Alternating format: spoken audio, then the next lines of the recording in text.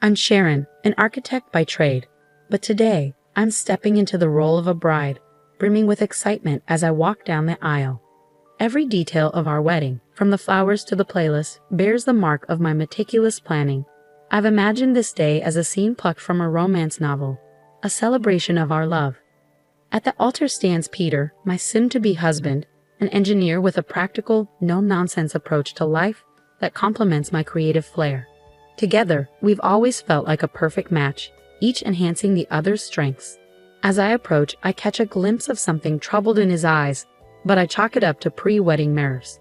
I overhear Peter's mother, Julie, whispering nearby, her gaze intense and unsettling. Despite her strained smile and compliments, her eyes betray a different sentiment. The ceremony continues, but Peter's vows lack the usual warmth, and there's a tense pause before he finally says, "I do." During the ring exchange, Julie insists on capturing the moment with a photo, her words tinged with an air of caution rather than celebration. At the reception, she offers backhanded compliments on my dress, highlighting its beauty while subtly critiquing its non-traditional style. With a light-hearted remark about celebrating love in our own unique way, I deflected Julie's subtle criticisms about our wedding choices. But before the conversation could escalate, Peter intervened, politely asking his mother for a moment alone with me. His interruption seemed like a defense of our decisions, yet his tone hinted at a resignation rather than genuine support. It felt oddly out of place on what should have been a day of pure joy. Scanning the crowd for reassurance, I hoped to find solace in the chaos of the wedding festivities. Yet, deep down, I sensed that something fundamental was wrong. The tension in the air was undeniable, and the red flags waved too boldly to ignore any longer. As Peter and I glided onto the dance floor for our first dance, the distance between us felt more than physical. Though our movements were synchronized, emotionally, we were worlds apart.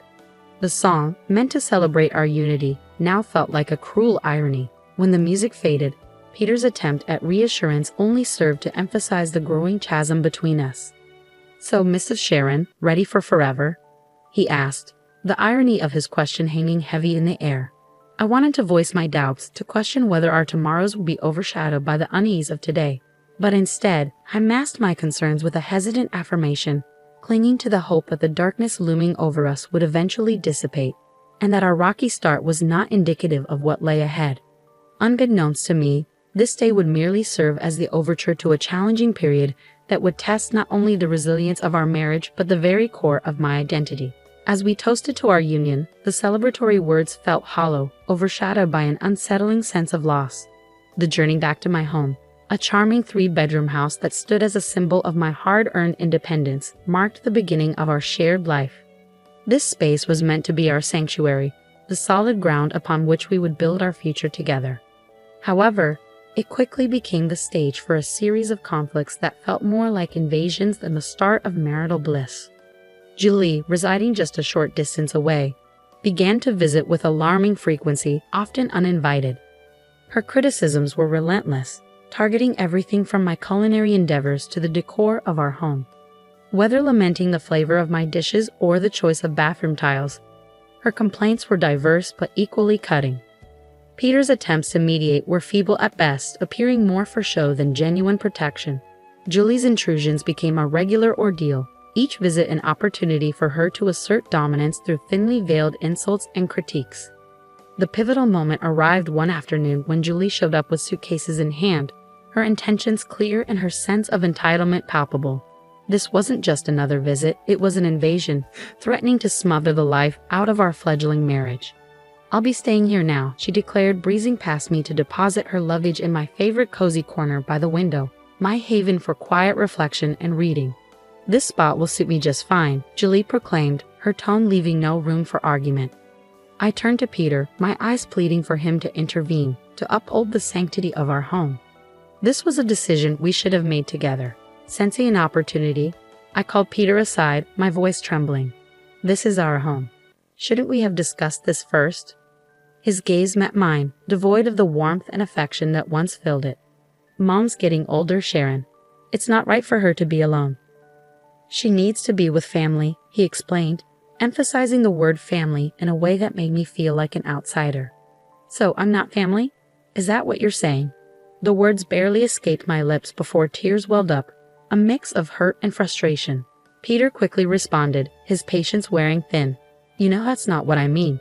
But I owe her this. What about us? What about what we owe to each other? We're supposed to be building our life together, not living with your mom, I argued. But it was as if I were speaking to a brick wall. My concerns, my feelings seemed insignificant, and just like that, Julie's move into our home was decided, overriding my wishes. With Julie's arrival, the atmosphere in our home shifted dramatically. Every corner, once filled with our shared dreams, now bore the weight of tension and conflict. My tranquil reading nook was swallowed by her belongings. The kitchen became a battleground for her criticisms, and Peter, the man I married, seemed more aligned with Julie than with me. It hit me that I wasn't just fighting for my marriage or my space anymore. I was fighting for my sense of self, my dignity, and my peace. A nagging thought lingered. How had it come to this? How had my desires, my space, and my voice become secondary to Julie's preferences? The change was stark. My cherished nook became a symbol of Julie's intrusion. The kitchen, a site for her relentless scrutiny, and my husband had transformed into a stranger, siding with what felt like the opposing team. And this was only the beginning. Life, already challenging, spiraled into an unbearable nightmare as the oppressive atmosphere in our home mirrored the shrinking of my own space and voice. Adding to the mounting pressure, a discovery brought everything into sharp focus: the unmistakable presence of 2 blue lines on a pregnancy test, signaling a new life amidst the turmoil. This revelation intensified the situation, rendering the already dense atmosphere almost suffocating. Clutching the pregnancy test, my hands shook with a mix of anticipation and dread as I grappled with the realization that the stakes were now even higher. I had always imagined that discovering I was pregnant would be among the happiest moments of my life, filled with excitement and celebration. Yet, standing alone in the bathroom, tears welling in my eyes as I faced my reflection, I found this milestone felt more like a weighty burden. When I shared the news with Peter, his reaction fell disappointingly flat. Well, that's something, he muttered, swiftly steering the conversation toward a renovation idea his mother had proposed. It became evident that Julie saw my pregnancy not merely as news, but as her new project. She took it upon herself to oversee every aspect, from my diet to the birthing plan, all under the guise of being helpful. Julie's interference quickly morphed into a form of control. She scrutinized every morsel I ate, casting judgmental glances at even the simplest meals and questioning my weight management, despite my assurances that my diet was doctor-approved. Doctors these days have no clue, she scoffed dismissively, convinced that her outdated wisdom trumped modern medical advice. As the pregnancy progressed, Julie's demands became increasingly outrageous. She asserted control over my home, expecting me to maintain it to her exacting standards, regardless of my condition. Sharon, why isn't the living room clean yet? She would demand from her perch in my once tranquil reading nook, now usurped as her headquarters for endless phone scrolling and TV watching. My pleas for rest fell on deaf ears, with Julie dismissing pregnancy as no excuse for laziness. Peter's silence during these exchanges only exacerbated the tension. His lack of support became glaringly apparent, particularly during a dinner that devolved into an argument over baby names.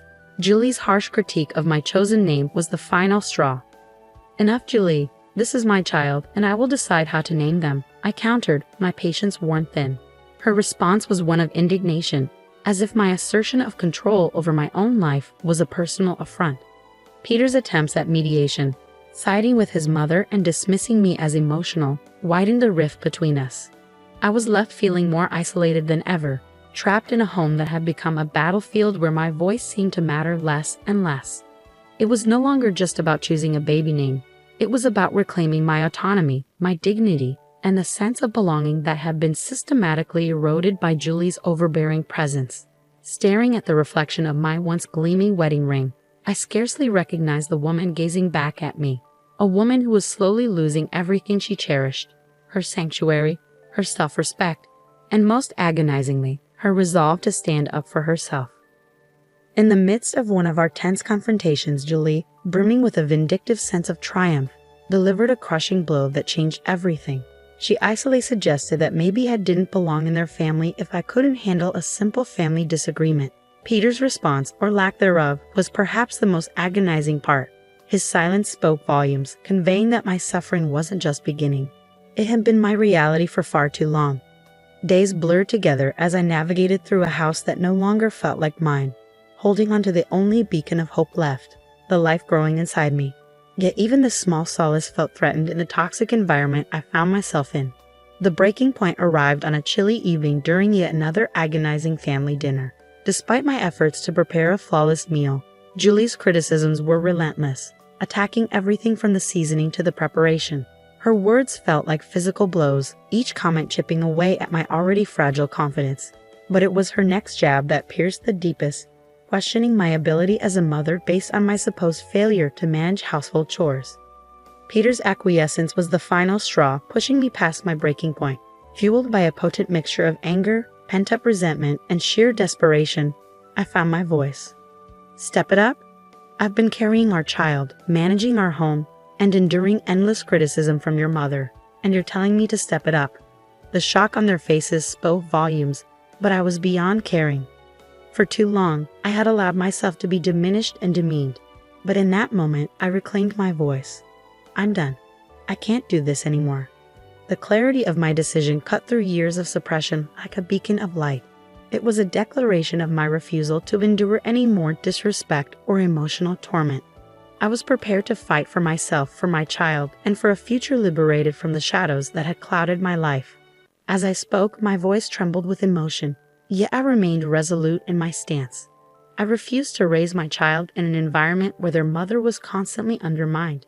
If this is your idea of family, then count me out, I declared, my words ringing with finality as I rose from the dinner table, leaving behind their stunned silence. Gathering only the essentials, I made my way to the door, my hands shaking as I reached for the handle, eager to escape the oppressive atmosphere. Julie, ever the provocateur, seized the moment to deliver her most cutting remark yet. And where do you think you're going? This is Peter's house, not yours. Pausing, I turned to face her, my resolve steeling. Actually, Julie, this house is mine. I bought it. I decide who stays and who goes. Peter's voice broke through, laced with desperation. Sharon, please, let's talk about this. But I was beyond negotiation.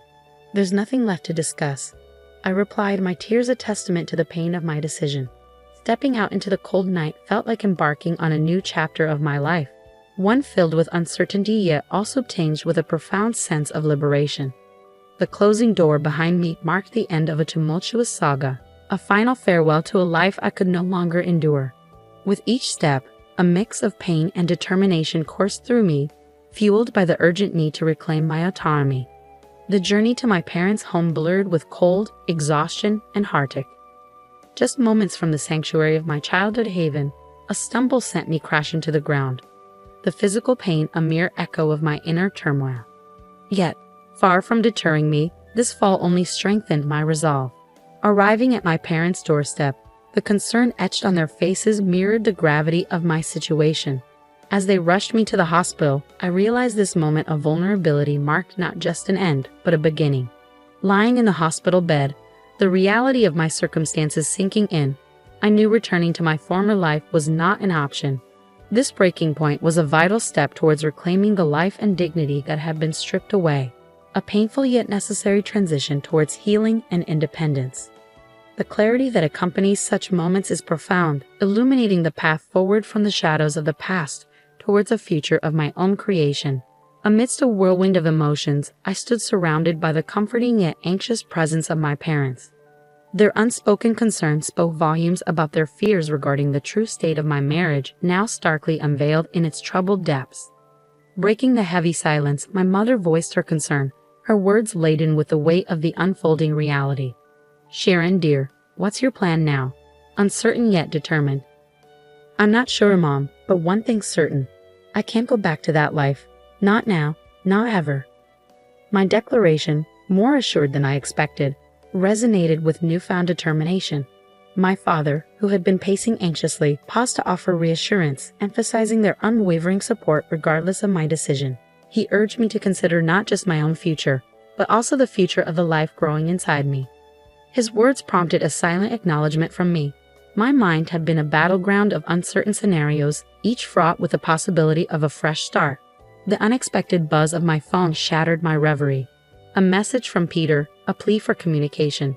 Yet to me, his timing felt like a door long closed.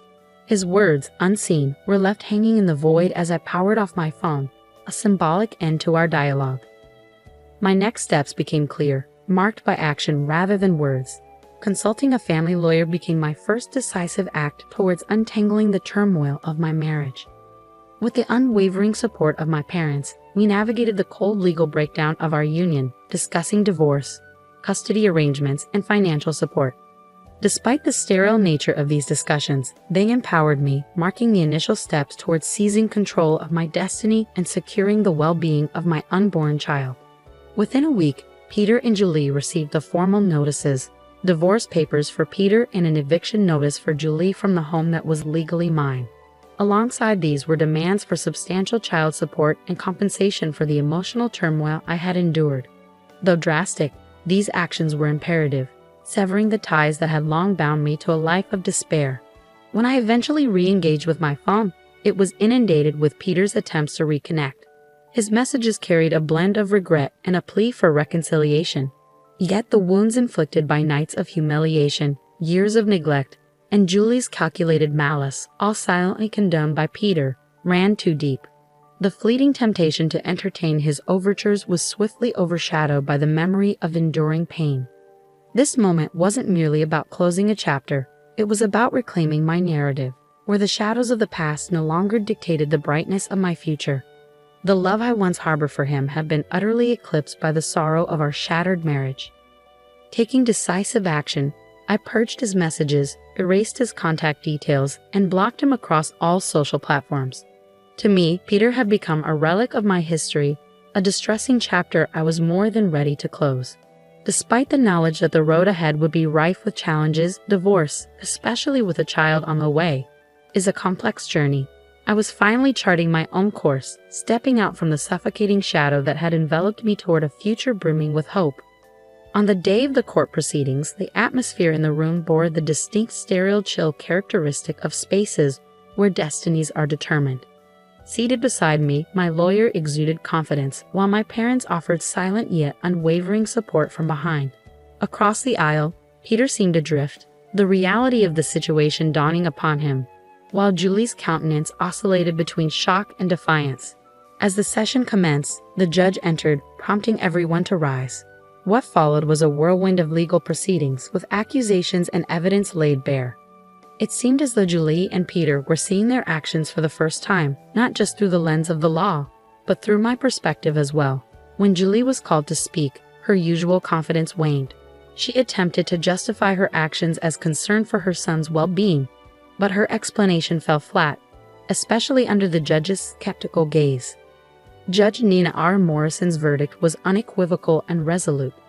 I was granted a full divorce and sole custody of our unborn child. Peter was ordered to provide child support, while Julie, faced with a substantial fine for emotional abuse and harassment, appeared visibly shaken. As the judge's gavel fell, a wave of liberation washed over me, tinged with a hint of melancholy. My marriage hadn't concluded with dramatic confrontations, but rather with the quiet shuffling of papers and the unwavering voice of justice.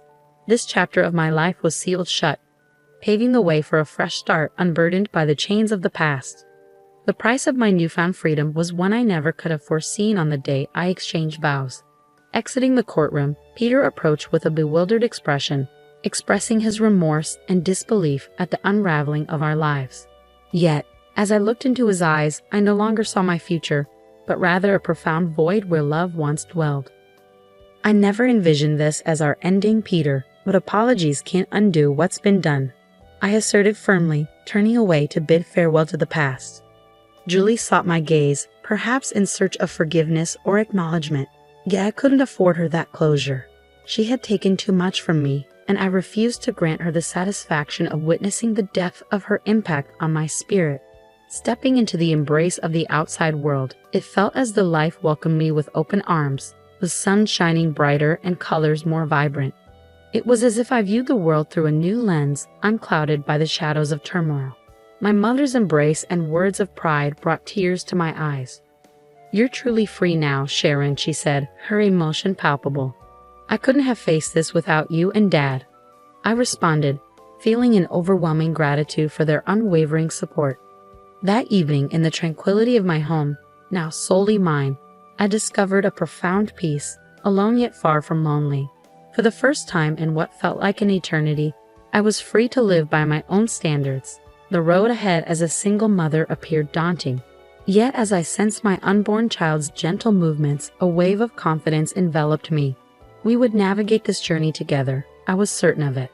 The trials I had weathered brought me to this juncture of self-discovery. Though they left scars, they told a story of resilience, not surrender. Gazing toward the horizon, I was not merely propelled by circumstance but propelled by choice. This realization filled me with a profound sense of empowerment, poised to embrace what lay ahead, not out of obligation but from a place of deliberate determination. I recognized that this was the dawn of a significant new chapter.